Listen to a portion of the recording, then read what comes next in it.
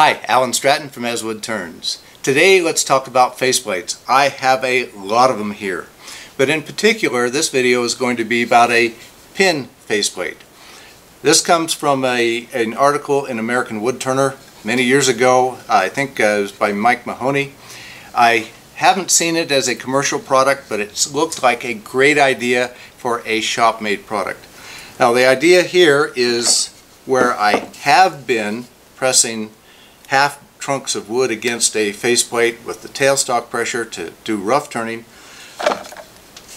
This has screw points poking through from the back side, so that as the wood is pressed against it, it's a very positive lock to the faceplate and no chance of it spinning. But in general, I use faceplates in all kinds of applications, these threaded wood faceplates. This one is a cup chuck. This one is a sea urchin sanding jig. This is a large cup chuck. This is for segmenting that I use. So what wood do you use? Well, I use most of the time poplar because it's reasonably priced and it has been holding the grain for me. I've heard of people using decking material that's plastic based. That's probably fine, except that I like to glue wood to it. When it wears down, I just face it off and glue another panel paste to it. We're off and running again, and I'm not sure I could do that with deck wood as easily. The wood needs to be cross grain so that the tap is going through this side, not in grain. I've had very poor luck, at least with poplar, holding threads in the end grain. So good chance there. You need a tap. The Beall Company makes them at least in two sizes. This is 1 1/4/8 for this lathe. This one is 1 by 8 for my small lathe, and also to fit a live center so I can have faceplates for my tailstock also. So for now, let's get down to business and make this pin faceplate.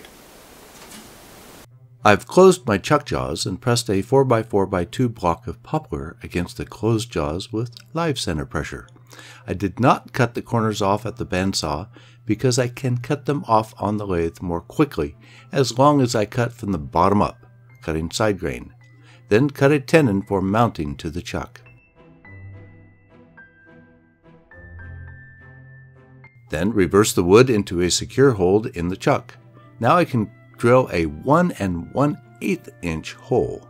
This is the pilot hole size for a 1 1/4 inch tap. I find it easier to drill and tap entirely through the wood. I can always glue more wood to the top surface and cover the hole if necessary.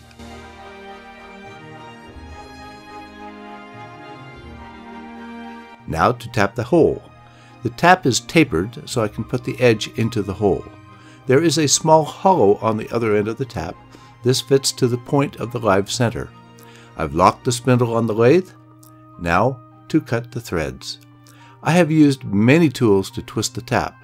This time I'm using adjustable pliers. But this is about the worst choice of tool I've ever made. It is just as difficult to keep the wire jaws tight as it is to twist the tap. Locking pliers or a wrench or a specialized tap wrench would all be better choices. Because I am going entirely through the wood, I don't have to worry about where it will bottom.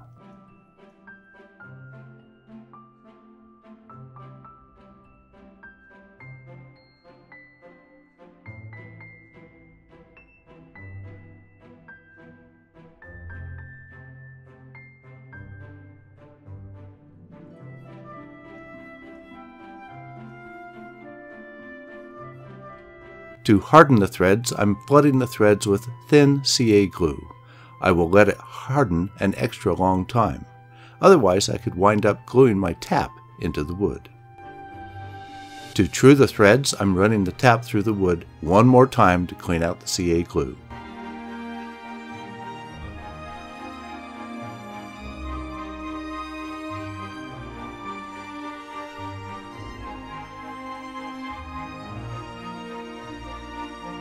While the wood is in the chuck, I'm trimming it back some more. It is a bit bigger than I need for the faceplate. I also need to trim the face. Now some final touches to match my spindle. One touch is a 1 1/4 inch shallow hole. The other is to taper the start of the threads with my skew to let them start easier while in use.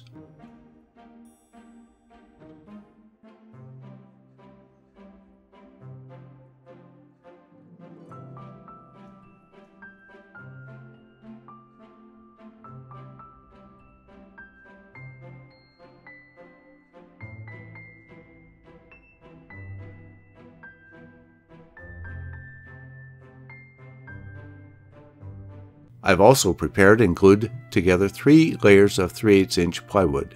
This is common plywood, which will be good enough for this faceplate. Baltic birch would be better, but more expensive.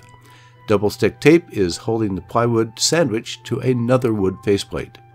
There's only 2 things I need to do now: trim the perimeter edge and drill a 2-inch mortise hole.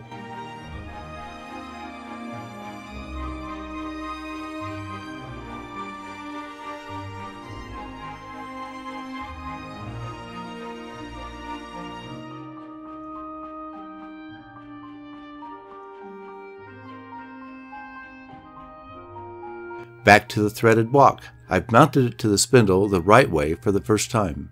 It fits, but I trim it just a little to match the current axis. There's always some little shift.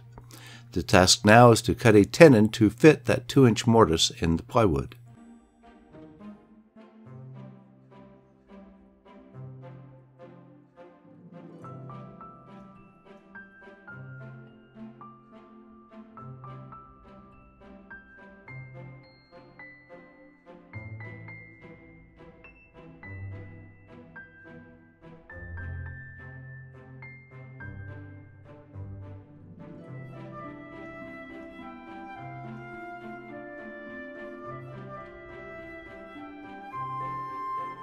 Finally, it fits and I can glue the 2 pieces together.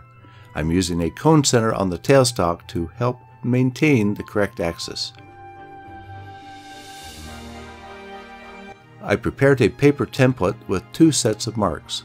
I'm gluing the template and drilling a center hole at the turning axis.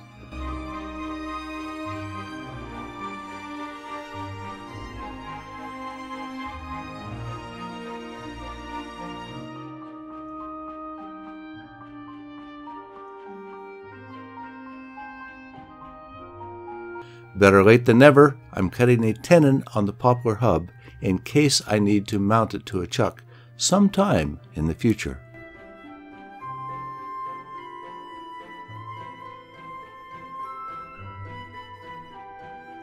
Next to the drill press to drill a bunch of holes. Each set of marks on the templates indicates holes at different diameters. One set will have screws driven through the plywood from the backside. The other set is there in case I want to mount something else to the point faceplate in the future. I don't know what that is, but it's easy to drill. Spacing and location of the holes is not critical. In other words, I winged their location.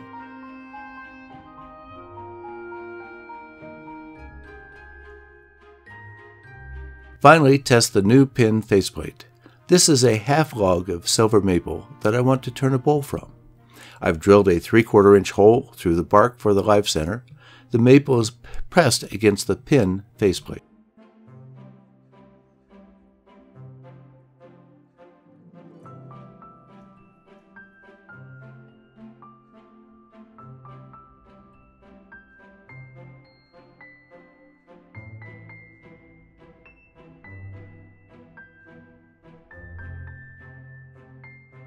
Although the face of the wood is not even, the pins hold it securely.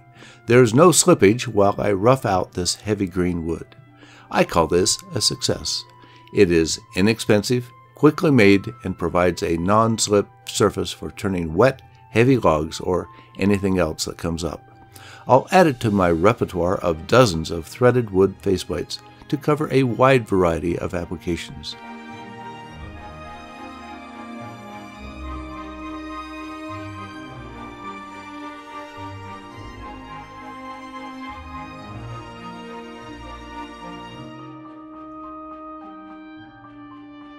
Please give this video a thumbs up, subscribe on my website, tell your friends, and send me your comments and questions. Every week, I make a new wood turning video and add to the over 400 videos to choose from on my website. Please wear your full face shield anytime the lathe is running. Until next week's video, this is Alan Stratton from As Wood Turns.